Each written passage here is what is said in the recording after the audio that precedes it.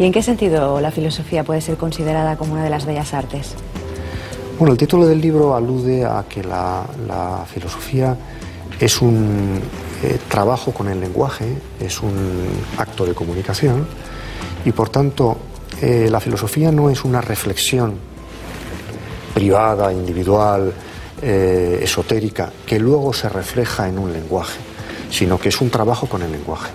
Y por tanto es una forma de escritura, ¿no? Y tomo pie en esa idea de la filosofía como una forma de escritura, que no significa que la filosofía sea literatura, sin más, precisamente para subrayar ese aspecto comunicativo, expresivo de la filosofía que a veces me parece que está poco atendido. Jorge reúne las dos cosas, filósofo y artista plástico. Yo quise ser pintor y no me dejaron, entonces me quedé en un modesto filósofo. No, pero es verdad, la pregunta, el problema o la pregunta, o sea, la filosofía es la ciencia de la problematización, pero también es la ciencia de las preguntas, mucho más que la de las respuestas. Y el problema y la pregunta son apretones de mano, que se hace dentro de esa comunidad que dice Daniel, que es la comunidad, digamos, de los pensadores, quizá por desvincularnos un poco del término filosofía, ¿no? Y requiere una virtud, requiere la virtud de colocar algo delante que te obstruye la vista. Esto es etimológicamente lo que significa problema. No significa lanzar algo delante que te impide un campo de visión amplio y que te obliga a focalizar el tema, ¿no?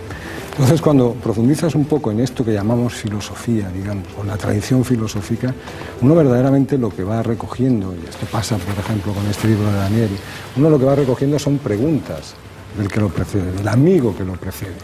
Entonces, esa pregunta, él busca, a través de un acto creativo, que eso lo ampara también, lo ampara, digamos, o lo equipara, por ejemplo, a las artes plásticas, ¿no? Que la filosofía es fundamentalmente creativa. Incluso cuando se trata de la hermenéutica, cuando se trata de la exégesis, de intentar hablar de Nietzsche, por ejemplo, uno inventa su propio Nietzsche, crea su propio Nietzsche.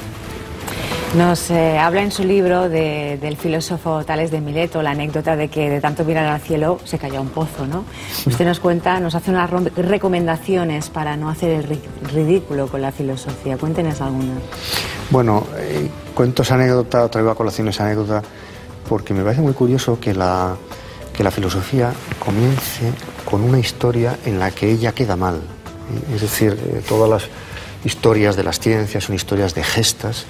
Y me llamó la atención ese hecho, ¿no? Que la filosofía comience con un acontecimiento en el cual una persona, por mirar el cielo, se cae al suelo, ¿no? Y a partir de ahí, a una serie de reflexiones que terminan con esa idea de las recomendaciones para evitar el ridículo en filosofía. Y enumero unas cuantas, pero yo me quedaría, por aquello de la brevedad, en una fundamental, que es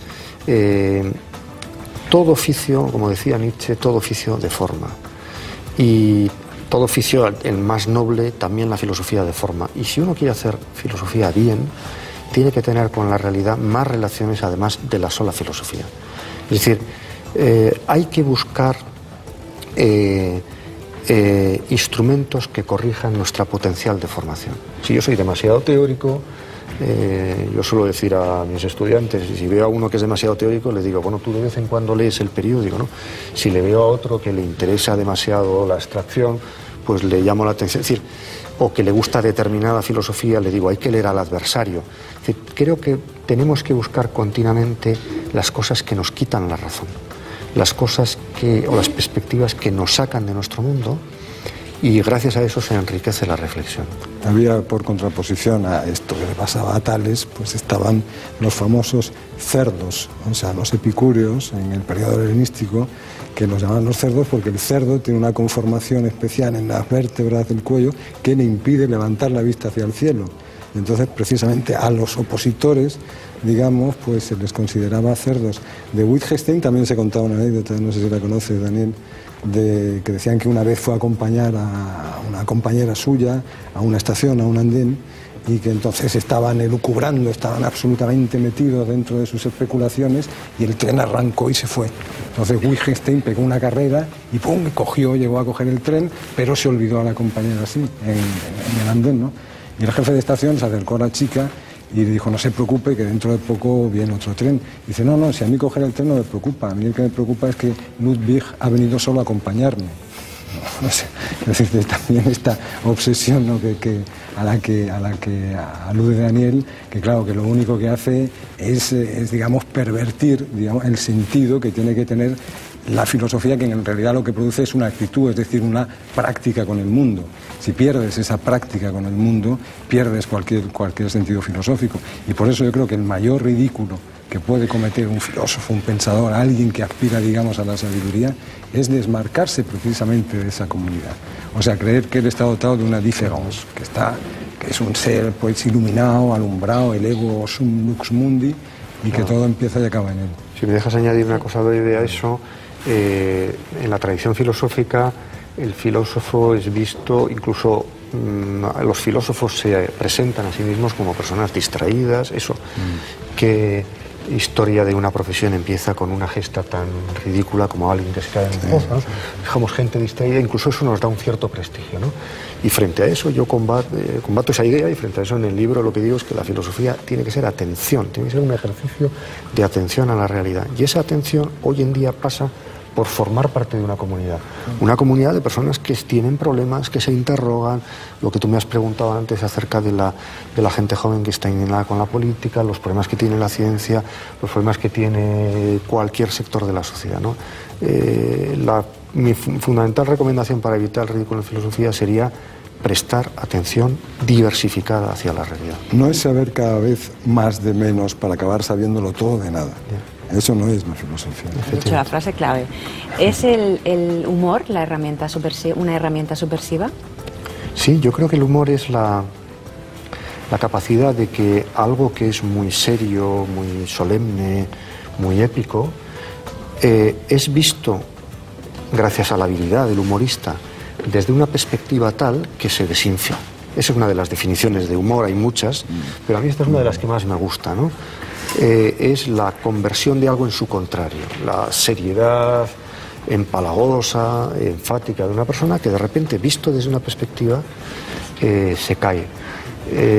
Lo digo esto porque yo tengo la impresión de que los grandes instrumentos de transformación de las sociedades en este mundo, que es un mundo de juegos de poder, pero es un mundo también muy teatralizado, es que algo aparece en algún momento determinado como ridículo. Yo vivía en Alemania cuando cayó el muro de Berlín, y tuve esa impresión. Esto no se cae porque un ejército esté tirando los muros, sino porque en un momento determinado esto aparece como algo que carece de sentido. Probablemente pase algo parecido con el terrorismo. El terrorismo tiene muchas causas por las cuales se debilita y se agota, pero una de ellas es que aparece en un momento sin ninguno de los sentidos que podía tener, ¿no? Jorge de los Santos. ¿Un minutito? Sí, nada, 20 segundos. Nada, 20 segundos. O sea, yo te diría que nada de lo que no se puede hacer broma merece la pena tomar en serio. Y justo esto que comenta el humor como arma subversiva, o sea, irreverente contra lo sagrado, absurda contra lo racional y explicativa contra el tabú, fue lo que comentamos en la mesa del humor en su momento. Esa es la gran virtud del humor y por lo tanto debe ser la gran virtud del pensador y del contrayente. Sí. Gracias, Jorge, Daniel Innerarity, muchísimas gracias por venir a nuestro programa. Por cierto, tengo entendido que en el mes de junio publica un nuevo libro con Javier Solanas y nos gustaría que lo viniera a presentar, por supuesto, pues encantado, a nuestro programa. Si no da tiempo esta temporada, pues la próxima temporada. Muy bien, cuando queráis. Gracias por venir.